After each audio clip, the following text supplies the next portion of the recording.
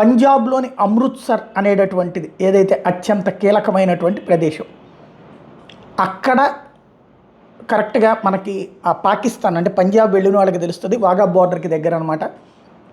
అక్కడి నుంచి వాఘా బోర్డర్ పోతుంటాం.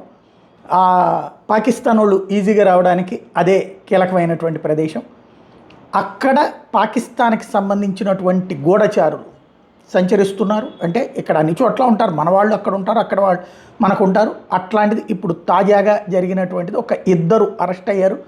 వాళ్ళిద్దరూ భారతీయ పేర్లతో తిరుగుతున్నారు, సిక్కుల పేర్లతో తిరుగుతున్నారు. కానీ వాళ్ళ భాష, వాళ్ళ వ్యవహార శైలి అనుమానం వచ్చిన స్థానికులు ఇచ్చిన సమాచారంతో వాళ్ళని అదుపులోకి తీసుకుని విచారిస్తే వాళ్ళిద్దరూ పాకిస్తాన్ గూఢచారులని తేలింది. ప్రస్తుత పరిస్థితుల్లో పంజాబ్ నుంచి మూమెంట్ ఎక్కువ ఉంటుంది కాబట్టి సైన్యాన్ని దానికి సంబంధించిన సమాచారం అందించడానికి అన్నటువంటిది గ్రహించారు. వాళ్ళని అదుపులోకి తీసుకున్నారు.